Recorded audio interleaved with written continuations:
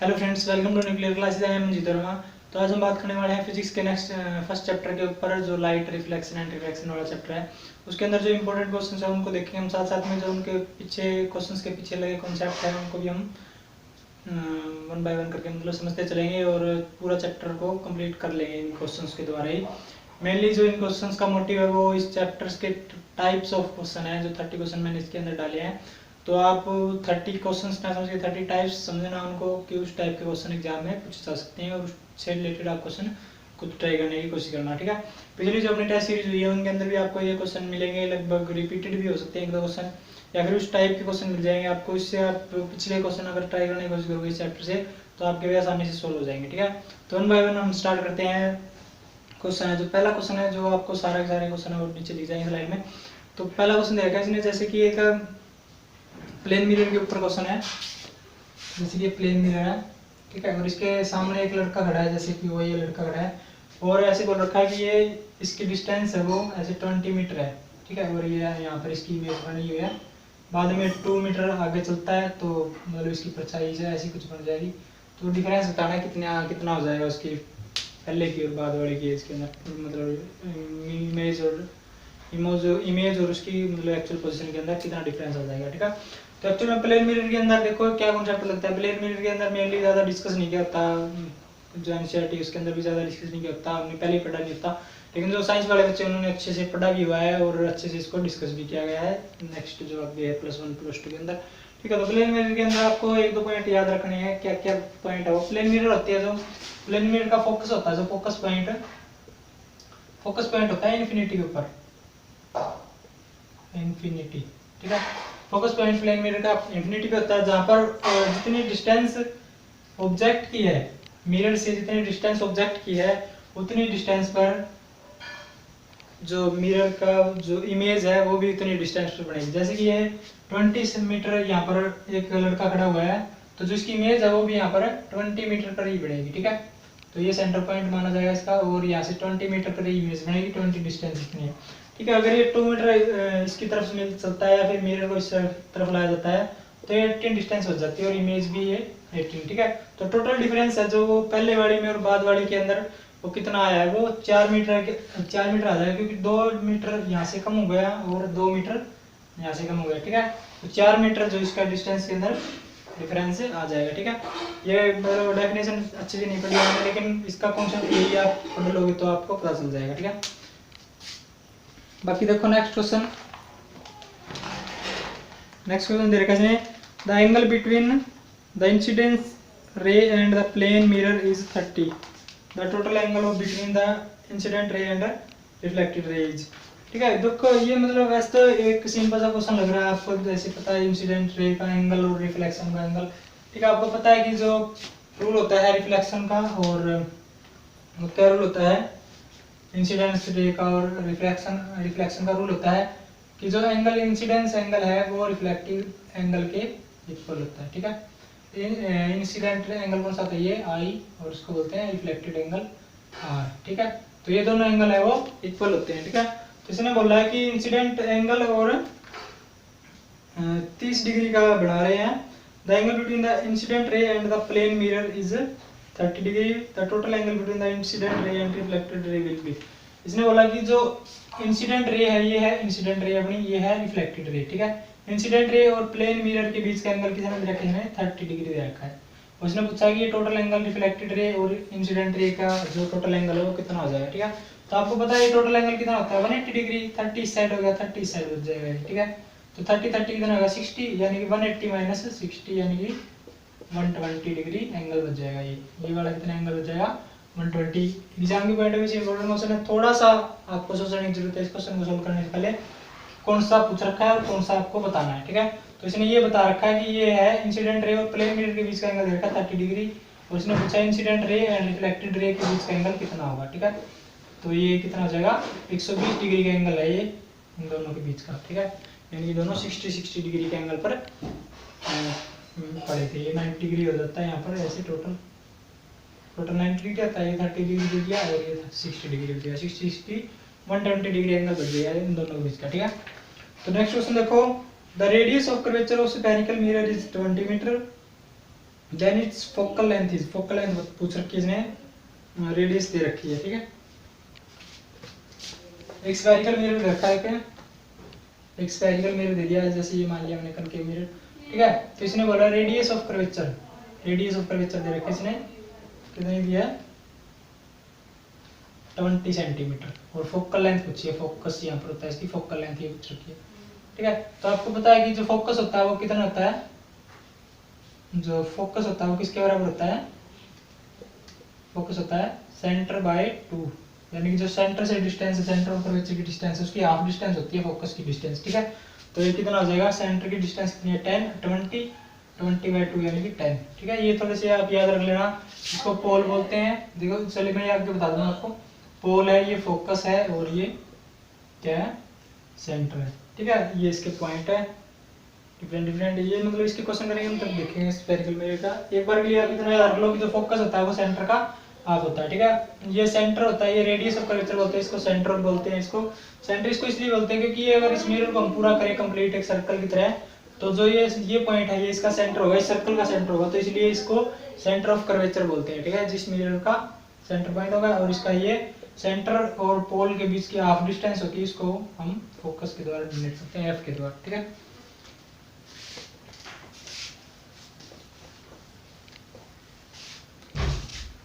Next question देखो, ए diverging mirror is, ये देखो थ्योरेटिकल क्वेश्चन है थोड़ा सा, इस तरह क्वेश्चन एग्जाम में पूछ ले जाते हैं, इजी क्वेश्चन है थोड़ा सा। डाइवर्जिंग मिरर कौन सा होता है, कनकेव, जो कन्वेक्स मिरर होता है वो डाइवर्जिंग मिरर होता है, ठीक है। एक सेकंड, तो नेक्स्ट क्वेश्चन देखो, नेक्स्ट क्वेश्चन दे रखा है the angle of incidence of रे of light passing through the centre of curvature of A concave mirror is, मतलब एंगल ऑफ इंसिडेंस बताना है एक लाइट का passing through the centre of curvature of A concave mirror, एक concave mirror के centre of curvature है उससे पास हो गई है, तो उस एंगल का इंसिडेंट एंगल बताना है, ठीक है। जैसे ये सेंटर ऑफ कर्वेचर है, तो इसने बोला है कि उस एंगल, उस रे का एंगल, इंसिडेंट एंगल बताना है जो रिफ्लेक्ट होने के बाद सेंटर ऑफ कर्वेचर से पास हुई है, ठीक है। तो उसका इंसिडेंट एंगल कितना होगा 0 डिग्री, ठीक है। 0 डिग्री पे वो इंसिडेंट हुई है, तभी उसका रिफ्लेक्ट होने के बाद वो सेंटर ऑफ कर्वेचर से पास हुई होगी, ठीक है।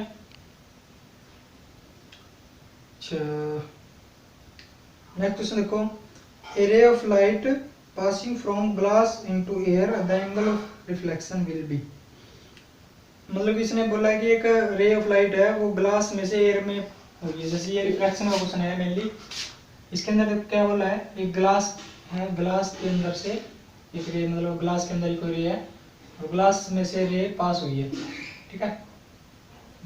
ग्लास में से ये से पास हुई है ये रे, ठीक है। ये नॉर्मल है, नॉर्मल से ये पास हुई है इस तरह से, ठीक है। तो इसने क्या बोला है कि क्या होगा इसके अंदर, तो इसका एंगल वो रिफ्लेक्टेड एंगल वो कैसा हो जाएगा, ठीक है। तो इंसिडेंट एंगल मान ली ये है आई, रिफ्लेक्टेड एंगल है ये आर, ठीक है। तो इंसिडेंट एंगल और रिफ्लेक्टेड एंगल के अंदर क्या होगा, जो रिफ्लेक्टेड एंगल है वो, रिफ्लेक्टेड एंगल है वो इंसिडेंट एंगल से ग्रेटर हो जाएगा, ठीक है। तो इसमें सी ऑप्शन दे रखा, greater than the angle of incident, मतलब जो इंसिडेंट एंगल है उससे ग्रेटर एंगल बन जाएगा वो, ठीक है। नेक्स्ट क्वेश्चन देखो, a ray of light passing from medium x into medium y, no refraction of light occurs if the ray of light hits the boundary of medium y at an angle of, मतलब एक real medium और reflected angle, मतलब दो medium दे रखे हैं अलग अलग different different refractive index के, जैसे ये दो मीडियम दे रखे हैं कोई भी, और इसने बोला कि जो रे ऑफ लाइट है वो एक मीडियम से दूसरे मीडियम के अंदर गई है और बिना रिफ्लेक्टिव है, मतलब जो उसका रिफ्लेक्टेड एंगल है वो सेम है, पहले भी उतनी एंगल पे आई थी और बाद में रिफ्लेक्ट होने के बाद भी उसी एंगल पे रहा, तो वो किस एंगल पे इंसिडेंट हुई होगी, ठीक है। तो इसके लिए जो इंसिडेंट एंगल है वो 90 डिग्री होना चाहिए, अगर रे ऑफ लाइट 90 डिग्री पर इंटर होती है किसी भी मीडियम से डिफरेंट मीडियम के अंदर, तो उसका रिफ्लेक्टिव मतलब वो जो उसकी रिफ्लेक्टिव एंगल है, वो जो रिफ्लेक्टेड एंगल है वो सेम रहता है, चेंज नहीं होता। 90 डिग्री पे अगर इस डिग्री, मतलब कोई भी मीडियम है, एयर हो या फिर कुछ भी हो, अगर 90 डिग्री में पास हुई है तो वो 90 डिग्री पर ही रिफ्लेक्ट हो जाएगी, मतलब पास आउट हो जाएगी 90 डिग्री पे, अगर सीधी हम उसको मारेंगे तो, ठीक है। आगे बात समझ में, तो ये इंपॉर्टेंट क्वेश्चन था, थोड़ा सा ध्यान रख लेना इसको। नेक्स्ट देखो, नेक्स्ट में पूछा है an incident ray makes an angle of 35 degree with the surface of plane mirror but is the angle of reflection. ठीक है, ये इंपॉर्टेंट क्वेश्चन है। इसे ये रिफ्लेक्शन का क्वेश्चन देखो थोड़ा सा। Reflection incident ray makes an angle of 35 degree, ये देखो मैंने अभी भी आपको करवाया था वो 30 डिग्री वाला, ये अपने आप सोल्व कर लेना आप। ठीक है, कर लोगे। इसका आंसर कमेंट बॉक्स में बताना, देखते हैं कौन कौन सोल्व करता है। ठीक है, अभी भी समझाया भी था मैंने, सेम क्वेश्चन है बिल्कुल वैसा ही वैसा, थोड़ा सा ध्यान रख लेना, दिख तो गया आपको क्वेश्चन। नेक्स्ट देखो, the refractive index of water with respect to air is 4/3, the refractive index of air with respect to water will be. मतलब रिफ्रैक्टिव इंडेक्स दे रखा है इसने, जो उसका वाटर का रिफ्रैक्टिव इंडेक्स दे रखा है 4/3 एयर की प्रेजेंस में, refractive index of water with respect to air. ठीक है, कितना दे रखा है 4/3, और पूछा इसने एयर का पूछा विद रिस्पेक्ट टू वाटर, कितना हो जाएगा ऐसा पूछा ना, the refractive index of air with respect to water. ठीक है, तो ऐसे उल्टा हो गया, सेम इसको उल्टा कर दो आप, ऐसे 3/4 रिफ्रैक्टिव इंडेक्स का ये फॉर्मूला आता है, मतलब 1 करके इसको आप चेंज कर सकते हो मीडियम को, कौन सा मीडियम, तो 4/3 हो जाएगा, 3/4 हो जाएगा। इसको आप सोल्व करोगे तो कितना हो जाएगा 0.75, इस तरह से इतना कुछ आ जाएगा 75।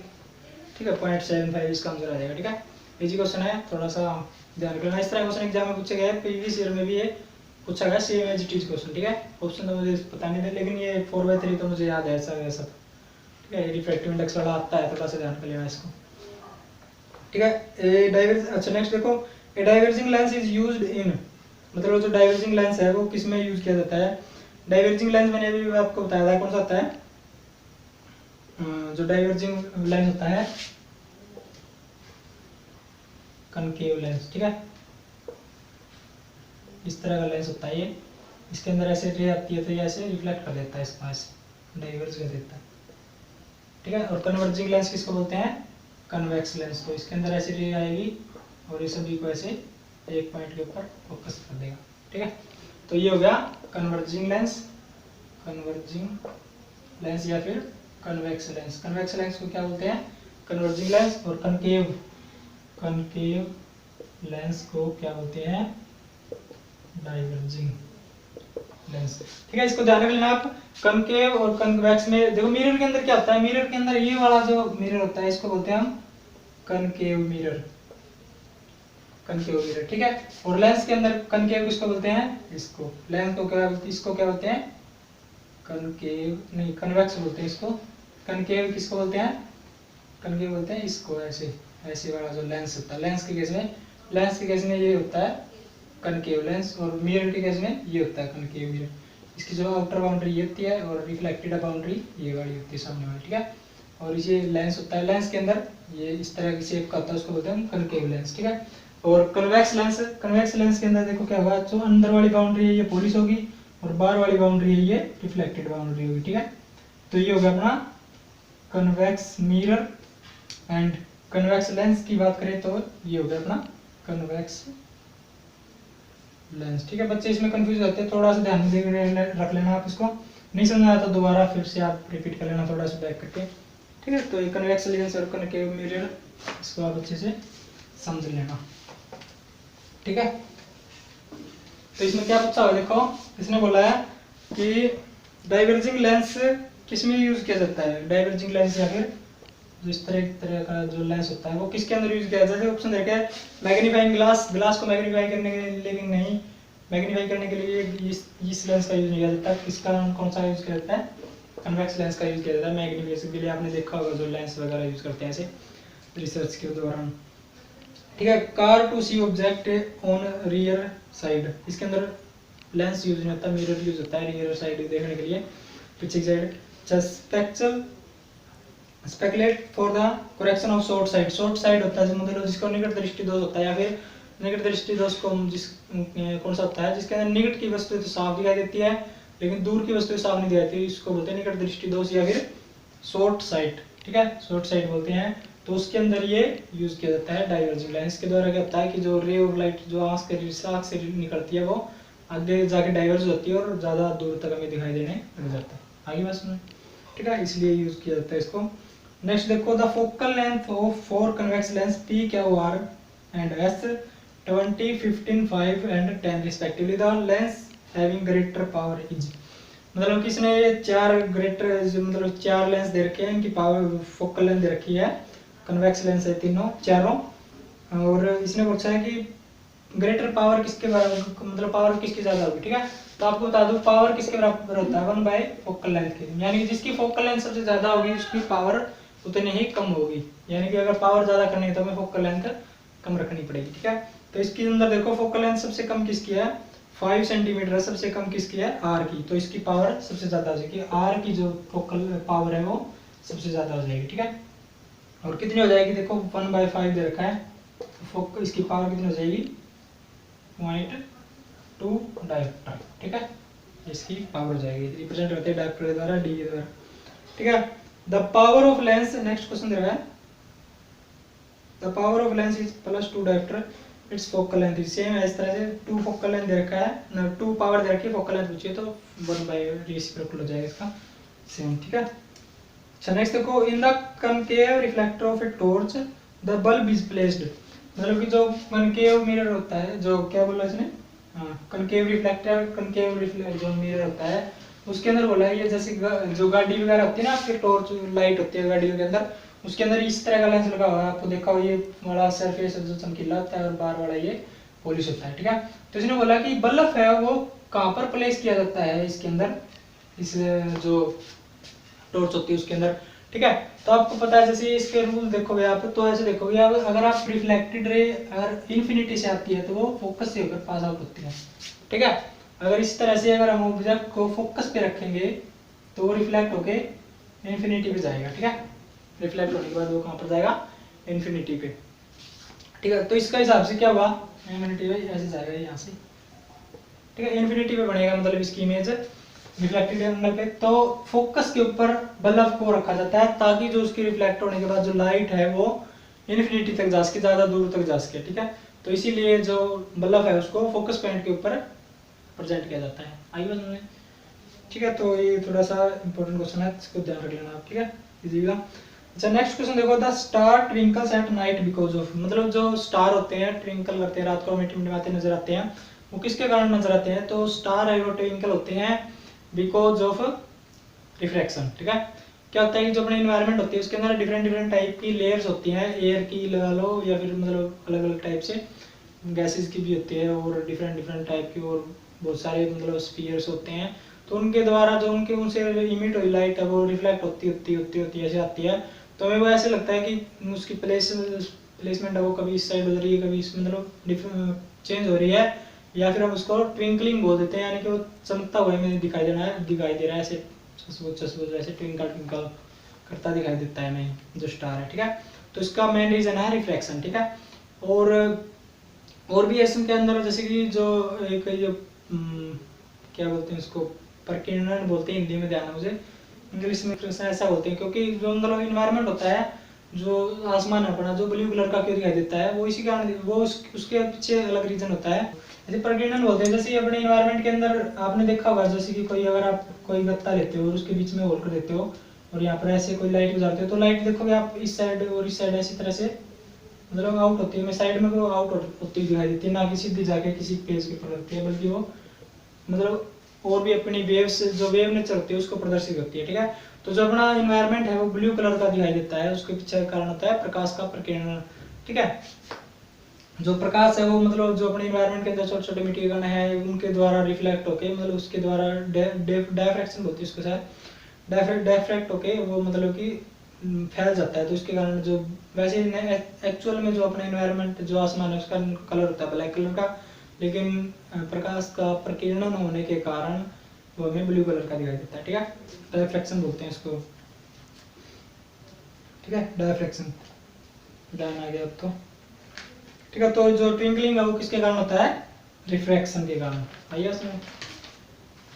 ठीक है, नेक्स्ट देखो, linear magnification produced by concave mirror में बी, कनकेव मिरर के अंदर, कनकेव मिरर कौन सा था देखो, ये कनकेव मिरर है, कनकेव मिरर, इसके अंदर इसने पूछा कि लीनियर मैग्निफिकेशन है वो किस टाइप से हो सकती है।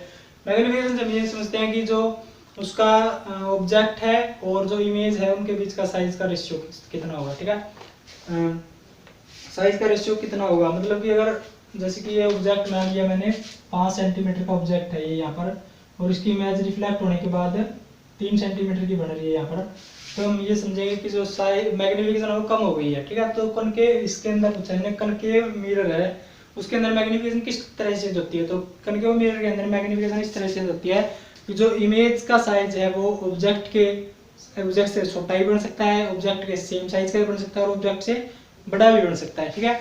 तो इसीलिए अगर सेम साइज का होता है तो हम उसको बोलते हैं, सेम साइज का होता है तो उसकी मैग्निफिकेशन बोलते हैं 1, ठीक है।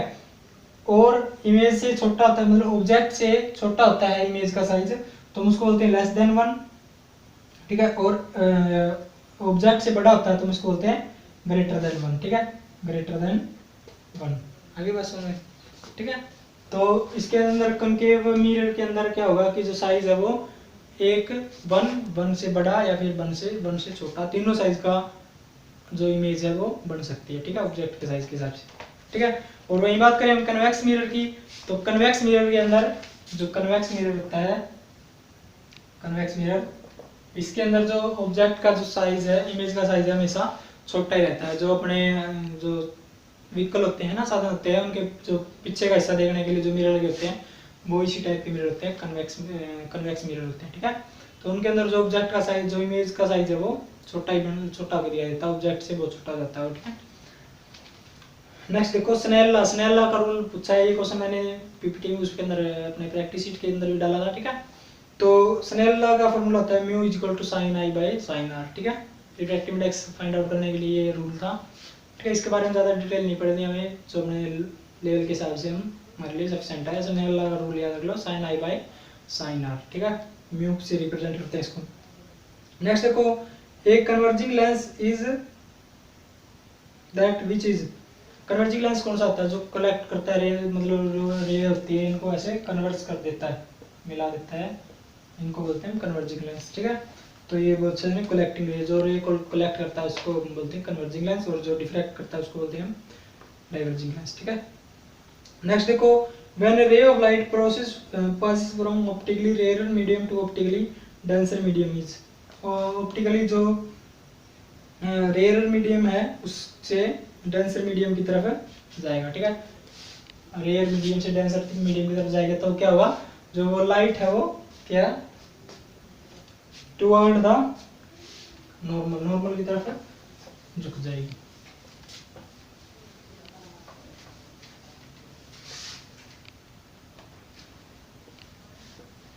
इसने पूछा, इसने बोला कि रेयर मीडियम से डेंसर मीडियम की तरफ जाएगी तो रिफ्रैक्शन किस तरह से होगा, ठीक है।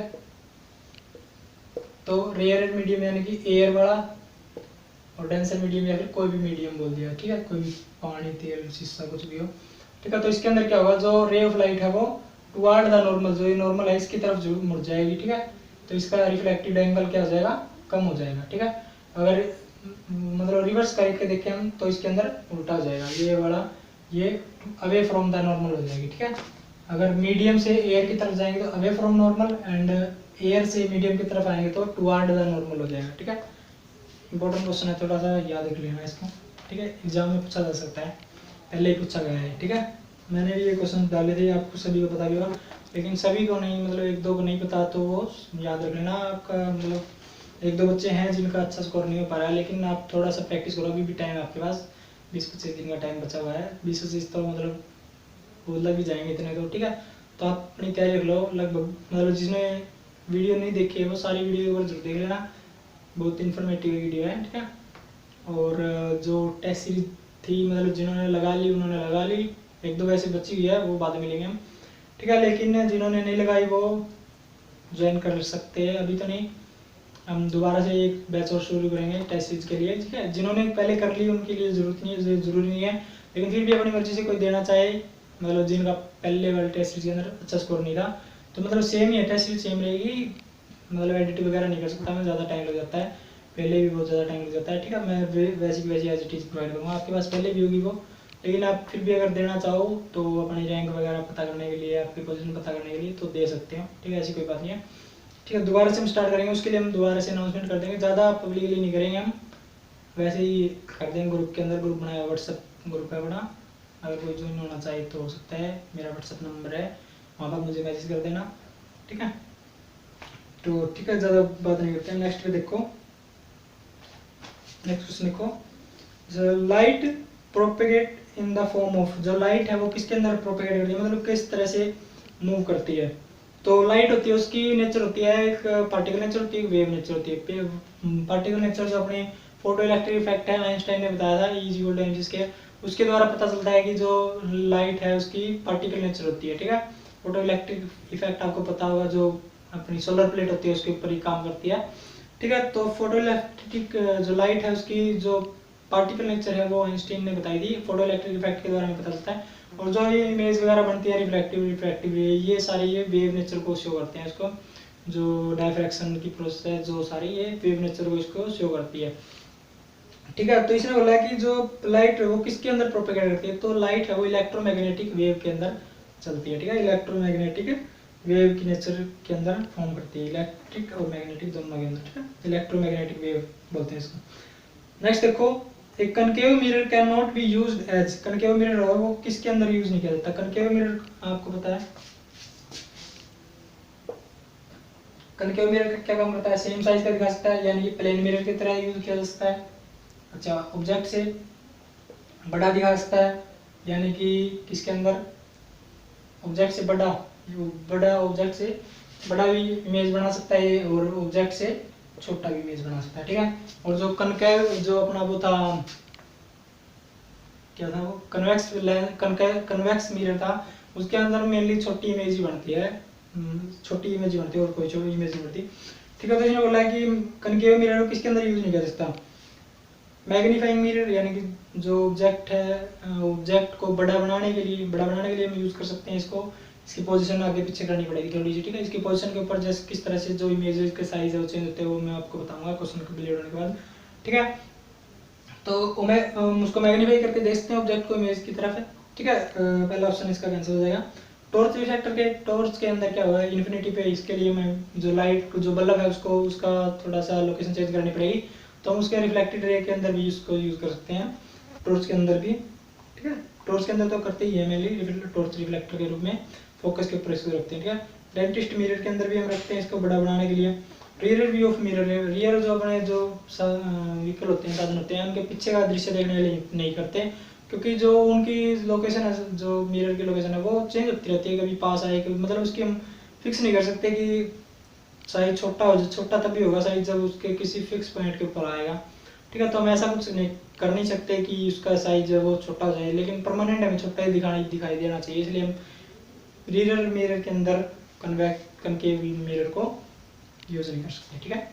आगे बस में, क्योंकि इसका जो मतलब साइज देखो, एक फिक्स पॉइंट होता है तब इसका साइज छोटा होगा इसके ऊपर, ठीक है। मतलब उसके उससे पीछे पीछे, ऐसा तो नहीं है कि साधन सभी हमेशा ही उसी उससे पीछे ही रहेंगे, ठीक है, ऐसा कुछ नहीं हो सकता।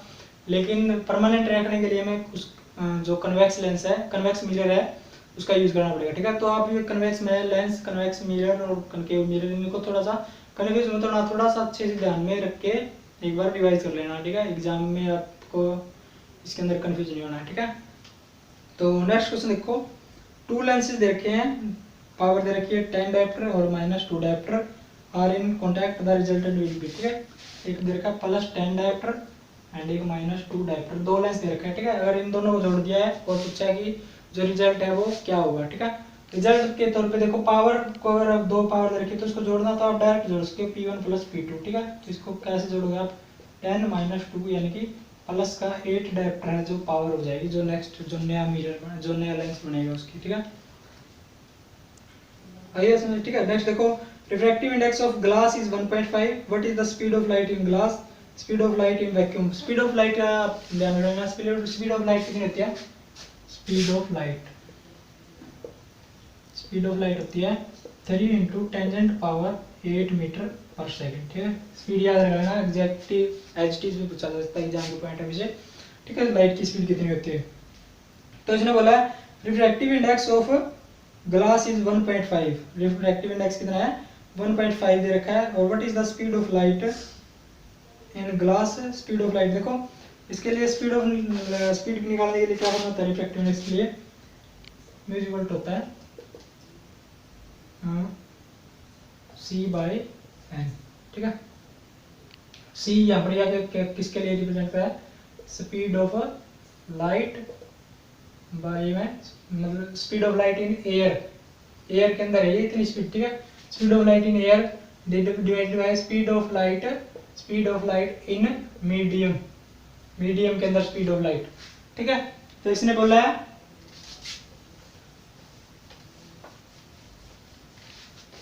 रखा था, तो रिफ्रैक्टिव इंडेक्स किसके बराबर होता है, speed of light in air by में speed of light in medium, ठीक है। मीडियम कोई भी हो सकता है। तो रिफ्रैक्टिव इंडेक्स देखा है 1.5, ठीक है। और speed of light in air आपको पता है कितनी होती है, 3 × 10⁸ मीटर पर सेकंड डिवाइडेड बाय मीडियम को, मीडियम के हमें फाइंड आउट करनी है, ठीक है। तो मीडियम ऊपर चला जाएगा और ये इतना नीचे आ जाएगा 1.5 से आप 3 को काटोगे तो 2 हो जाएगा, ठीक है। तो स्पीड ऑफ लाइट कितनी हो जाएगी, मीडियम की speed of light in medium कितनी हो जाएगी, 2 × 10⁸, 2 × ये 10⁸ मीटर पर सेकंड, ठीक है। तो ये कितनी आएगी speed of light in medium, जो मीडियम दे रखा है, कोई भी ग्लास वाटर कुछ भी दे रखा है, तो उसके अंदर स्पीड ऑफ लाइट कितनी हो जाएगी, इतनी हो जाएगी। इस तरह से आपको फाइंड आउट करना है म्यू इज इक्वल टू किसके बराबर होता है, speed of light in air divided by speed of light in medium, ठीक है। इस तरह से आपको अभी दो चीज दी हुई है, आपको तीसरी चीज आपको फाइंड आउट करनी होगी, ठीक है। तो इस तरह से आपको सॉल्व करनी है। तो नेक्स्ट क्वेश्चन देखो क्या देखा है, विच one of the following colour has the longest wavelength, ठीक है। लॉन्गेस्ट वेवलेंथ किस कलर की होती है, कि इसने पूछा हुआ है, ठीक है।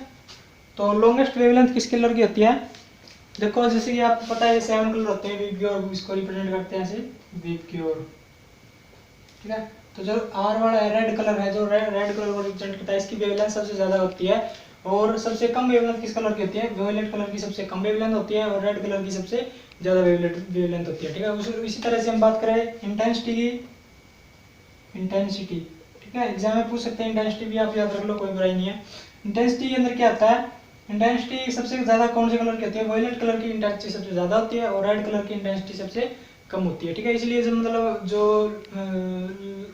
जिस कलर की लेंथ ज्यादा होती है, वेवलेंथ ज्यादा होती है, उसको हम यूज करते हैं सिग्नल के तौर पे। जैसे आपने देखा होगा कहीं पर रेड कलर की जो लाइट है वो डेंजर्स के लिए यूज की जाती है, और लेजर लाइट वगैरह के अंदर भी रेड कलर की लाइट ही यूज की जाती है, क्योंकि इसकी वेवलेंथ ज्यादा होती है, स्पीड ज्यादा होती है वेवलेंथ की रेड कलर की, ठीक है। इसीलिए रेड कलर को प्रेफरेंस देते हैं। सबसे ज्यादा वेवलेंथ किस कलर की होती है, रेड कलर की, ठीक है। एग्जाम के अंदर पूछे क्वेश्चन है, आपको इस बार भी एग्जाम में पूछे जा सकते हैं, तो आप ये क्वेश्चन थोड़े से सीरियसली होकर याद कर लेना, ठीक है। नेक्स्ट क्या क्वेश्चन देखा, critical angle of for diamond disc, diamond के लिए क्रिटिकल एंगल क्या होता है, क्रिटिकल एंगल एक्चुअल में वो एंगल होता है जिसके द्वारा अगर रे इसके अंदर एंटर हो जाए तो वो वापसी मतलब कि रिफ्लेक्ट होकर वापसी बाहर नहीं आ सकती, इस तरह से रिप्रेजेंट करते हैं इसको क्रिटिकल एंगल। जैसे डायमंड की इस तरह से शेप होती है, मान के चलो मैं ऐसे मान के चल रहा हूँ रफली, अगर इसके अंदर एक सफिशिएंट एंगल पे क्रिटिकल एंगल पे अगर कोई रे इसके अंदर एंटर करती है तो सामने जाकर भी उसी एंगल पर टकराती है, क्रिटिकल एंगल पर, और फिर सामने फिर क्रिटिकल एंगल पर, फिर मतलब इस तरह से वो अंदर ही घूमती रहती है, वो इससे बाहर नहीं निकल पाती। तो इस एंगल को बोलते हैं क्रिटिकल एंगल। इसीलिए जो है वो ज़्यादा चमकदार दिखाई देता है, ठीक है, क्योंकि उसकी पॉलिश है वो इस तरह से कटिंग इसकी इस तरह से की जाती है कि उसके ऊपर पड़ने वाली लाइट वो क्रिटिकल एंगल पे पड़े, ठीक है। तो जो डायमंड होता है उसका क्रिटिकल एंगल होता है 24 डिग्री, ठीक है, 24 डिग्री एंगल होता है डायमंड के लिए क्रिटिकल एंगल, ठीक है। अच्छा नेक्स्ट देखो, A man approaches a plane mirror at the rate of 2 km/h, then its image would approaches him at the rate of, मतलब कि एक जो प्लेन मिरर का मैंने आपको बताया था अभी जो मतलब सेम होता है, इस टाइप डिस्टेंस सेम होती है, इस तरह स्पीड के ऊपर भी सेम लागू होता है कि जो स्पीड है वो भी जितनी इस तरफ होगी उतनी इस तरफ होगी। अगर कोई बंदा मतलब कि 2 km/s की स्पीड से मिरर को अप्रोच कर रहा है तो उसकी इमेज भी उसकी इमेज उसको 4 km/s के हिसाब से अप्रोच करेगी उस बंदे को, मतलब कि उस तरफ से हमें अगर हम ऐसे चलेंगे मिरर की तरफ तो हमें ऐसा लगेगा कि सामने वाला भी जो हमें है वो 2 किलोमीटर अप्रोच कर रहा है, 4 किलोमीटर की स्पीड से अप्रोच कर रहा है, क्योंकि 2 हमारी खुद की ऐड हो जाएगी और 2 उसकी इमेज की ऐड हो जाएगी, ठीक है। तो 4 km/h की स्पीड से इमेज उस बंदे को अप्रोच करेगी, ठीक है। इस तरह से एग्जाम के point of view important question है। प्लेन मिरर के अंदर देखो पहले भी मैंने बताया था कि सेम ही चीज होता है, जैसा कि हमें प्लेन मिरर के अंदर इस तरफ देखते हैं, प्लेन मिरर के सेम अंदर भी उसी तरह का सीन होता है, इस तरह स्पीड भी सेम चेंज होती है, ठीक है। आगे बस में अच्छा नेक्स्ट देखो क्या देखा है, नेक्स्ट देखा है मिरर मैग्निफिकेशन इज, मिरर जो मैग्निफिकेशन होती है उसको हम कैसे फाइंड आउट करते हैं। मिरर मैग्निफिकेशन फाइंड आउट करते हैं। जैसे मैग्निफिकेशन किसके बराबर होता है, हाइट ऑफ इमेज बाय में हाइट ऑफ ऑब्जेक्ट, ठीक है। उसके द्वारा भी लिख सकते हैं इसको, डिस्टेंस ऑफ इमेज बाय में डिस्टेंस ऑफ ऑब्जेक्ट, ठीक है। ऑब्जेक्ट के लिए हम यू यूज करते हैं, minus v by minus u, distance of image by में डिस्टेंस ऑफ ऑब्जेक्ट, ठीक है। तो इस तरह से हम मैग्निफिकेशन फाइंड आउट कर सकते हैं, ठीक है। ये रूल होता है इसका मैग्निफिकेशन फाइंड आउट करने का, minus b v by u, ठीक है। आप सभी को पता भी होगा, इजी है ये, एग्जाम के पॉइंट ऑफ व्यू से इसको पूछा जा सकता है, ठीक है। नेक्स्ट देखो, which one of the following material can not be used to make a lens. Lens बनाने के लिए कौन सा मटेरियल यूज नहीं कर सकता। मेनली ये क्वेश्चन है प्रीवियस एग्जाम में पूछा गया था, ठीक है। तो इसके अंदर मिट्टी इसका आंसर आ जाएगा, क्ले है जो उसको हम यूज नहीं कर सकते एज ए लेंस बनाने के लिए। बाकी हम वाटर को, ग्लास को और प्लास्टिक को सभी को यूज कर सकते हैं जो लेंस बनाने के लिए, ठीक है। मिट्टी को हम यूज नहीं कर सकते ग्लास बनाने के लिए, ठीक है। तो ये इजी क्वेश्चन है, वैसे भी कोई भी बता देगा इसको, नॉर्मल सा क्वेश्चन है, ठीक है। मिराज, अच्छा नेक्स्ट क्वेश्चन है, mirage is an example of. Mirage किसका एग्जांपल होता है। मिराज इसको बोलते हैं जो टोटल इंटरनल रिफ्लेक्शन होता है। तो आपको देखा होगा जो गर्मियों में सड़क को, जो रोड होते हैं, सड़क होते हैं, उनके ऊपर पानी से हमें दूर से देखोगे तो आपको ऐसा लगेगा कि सड़क के ऊपर पानी पड़ा हुआ है, फिर हमें पेड़ होते हैं उनकी परछाई में दिखाई देती है सड़क के ऊपर, ठीक है। तो इसका कारण होता है टोटल इंटरनल रिफ्लेक्शन ही होता है, क्योंकि टोटल इंटरनल रिफ्लेक्शन के अंदर थ्रू हम क्या देखेंगे,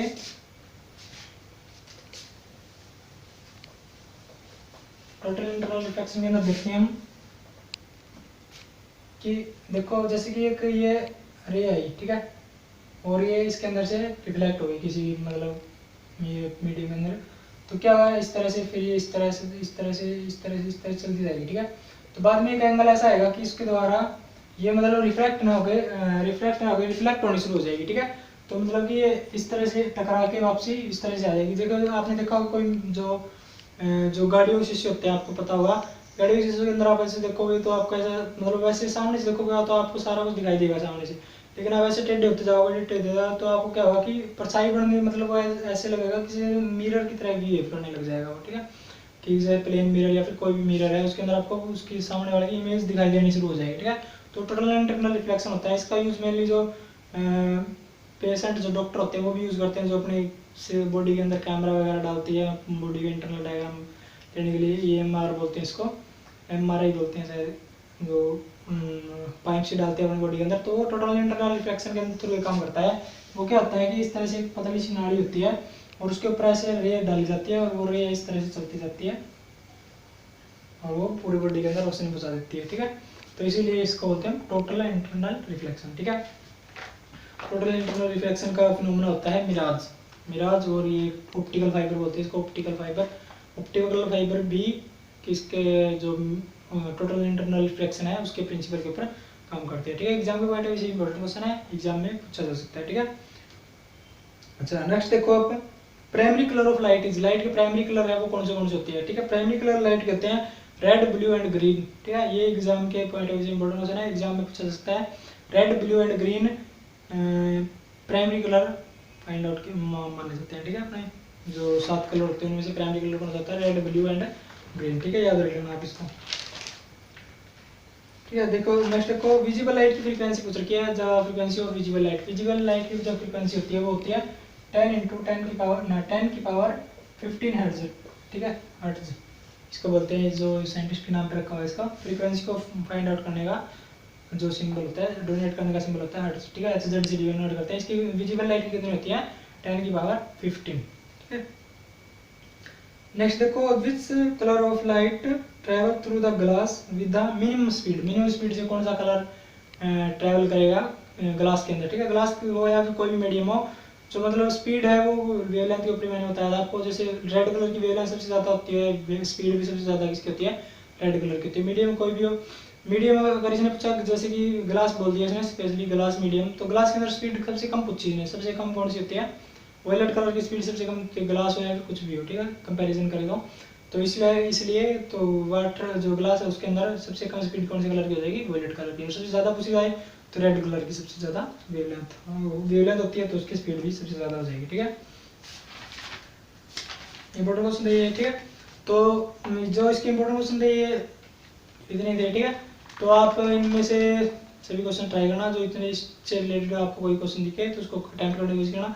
मैक्सिमम आपके क्वेश्चन सॉल्व हो जाएंगे। जो प्रीवियस ईयर उनमें से मतलब जो भी हमने टेस्ट सीरीज कंडक्ट करवाई थी उसके अंदर भी ये क्वेश्चन डाले गए थे। तब आप उसके इस चैप्टर से क्वेश्चन करने की कोशिश करोगे तो आपको इजीली वे सॉल्व हो जाएंगे, ठीक है। बाकी एक दो क्वेश्चन है मतलब जो इसके जो इमेज बनाने के तरीके हैं वो मैं आपको भी बता देता हूँ, उसके बाद आप इमेज बनाना सीख जाओगे, ठीक है। तो पहले वही देख लेते हैं इमेज वो किस तरह से बनती है, ठीक है। सबसे मेनली जो इमेज है वो मतलब वैसे बहुत ही ईजी होता है। जैसे कि अपना ये है कनकेव लेंस, कनकेव मिरर, ठीक है, कनकेव मिरर है, ठीक है। तो आप देखो ध्यान रखो, ये इसका पोल होता है, पोल इसका फोकस होता है, ये सेंटर मान लिया हमने, ठीक है। सेंटर फोकस है वो सेंटर से हाफ डिस्टेंस पे होता है, ठीक है। अगर ये ए है तो ये ए है, ठीक है, हाफ डिस्टेंस पे होता है पोल और सेंटर के बीच में फोकस, ठीक है। तो आपको देखो दो ही बातों का ध्यान रखना है, अगर कोई ऑब्जेक्ट है तो वो उसके ऑब्जेक्ट के अंदर एक तो आपको पैरेलल रे लेके आनी है और फोकस में से गुजारनी है, ठीक है, और एक सेंटर में से गुजारनी है, ठीक है। इस तरह से जो इमेज फॉर्म होती है, दो रूल याद रखना मेनली, वैसे तो बहुत और भी होते हैं, मेनली होते हैं, लेकिन आप इसको ना याद रख के आप याद भी कर सकते हो इसको मेनली सीधा ही। याद करने के लिए आपको क्या करना, जस्ट देखो, आप देखो जैसे यहाँ पर है इन्फिनिटी, इन्फिनिटी के ऊपर कोई ऑब्जेक्ट है तो उसकी इमेज बनेगी अपनी फोकस के ऊपर, ठीक है। आगे बात सुनिए, इसके बाद हम आएंगे सी से थोड़ा सा आगे, मतलब सी से परे बोलते हैं इसको, बिहाइंड द सी, ठीक है। सी से परे होगी तो ऑब्जेक्ट जो इमेज है वो कहाँ पर बनेगी, फोकस और सी के बीच में। आगे बस हमें साइज में छोटी बनेगी, इससे साइज में छोटी बनेगी, ठीक है। इसके बाद हम आएंगे सी के ऊपर, ऑब्जेक्ट की इमेज कहाँ पर बनेगी, सी के ऊपर, सेम साइज की बनेगी, ठीक है। इसके बाद हम आएंगे सी और फोकस के बीच में, ऑब्जेक्ट की इमेज सी और सी से मतलब सी से परे बनेगी, ठीक है, सी से परे यहाँ बनेगी, साइज में बड़ी होती जाएगी इस तरफ, यहाँ पर थी छोटी थी, यहाँ पर थी छोटी थी, यहाँ पर थी मतलब यहाँ पर आके सेम साइज की हो गई थी, ठीक है। इसके बाद ये बड़ी होनी शुरू हो जाएगी ऑब्जेक्ट से, ठीक है। इसके बाद हम आएंगे फोकस के ऊपर, फोकस के ऊपर आने के बाद क्या होगा, फोकस के ऊपर आने के बाद जो इमेज है वो बन जाएगी अपनी इन्फिनिटी के ऊपर, लार्ज साइज की, बहुत ज़्यादा बड़ी। इसके बाद हम आगे चलेंगे फोकस और पोल के बीच में, तो इमेज है वो इमेजनरी जो इमेज है वो बननी स्टार्ट हो जाएगी मिरर के पीछे, ठीक है। तो आप यहाँ से देखोगे कि आप जैसे जैसे इस तरफ जा रहे हो इमेज वो इस तरफ आ रही है, ठीक है, फोकस तक, ठीक है। इसीलिए जैसे देखो फोकस के ऊपर हमने ऑब्जेक्ट रखा था तो उसकी इमेज इन्फिनिटी पे बनी थी, इसीलिए हमने जो जो मिरर जो टॉर्च होती है गाड़ियों की, उनके अंदर जो बल्ब को हमने यहाँ पर फिक्स किया था ताकि जो रिफ्लेक्ट होने के बाद जो उसकी इमेज है वो ज़्यादा दूर तक प्रकाश है उसका जा सके इन्फिनिटी तक, ठीक है, इसीलिए, ठीक है। तो आप इसका समझ ही गए हुए। बाकी बात करें हम कन्वेक्स मिरर की, तो उसके अंदर सारी की सारी जो ये है छोटी बनेगी और बिहाइंड द मिरर बनेगी इस तरह छोटी सारी की सारी इमेजेज है वो छोटी बनेगी जो कन्वेक्स मिरर है अपना, ठीक है। बाकी इसके अंदर इतना ही इंपॉर्टेंट, ठीक है। बाकी आप एक बार एनसीईआरटी को गो थ्रू कर लेना, कहीं से भी क्वेश्चन पूछा जा सकता है, ऐसा कुछ नहीं है, ठीक है। बाकी जो इम्पोर्टेंट था इसके अंदर 85 to 90% तक मानता हूँ मैं कि कवर हो गया है इसके अंदर ये, ठीक है। बाकी आप क्वेश्चन कर लेना, अगर आप कोई डाउट आए तो पूछ लेना, ठीक है। तब तक के लिए बेस्ट ऑफ लक, मिलते हैं नेक्स्ट वीडियो के अंदर, ठीक है, थैंक यू।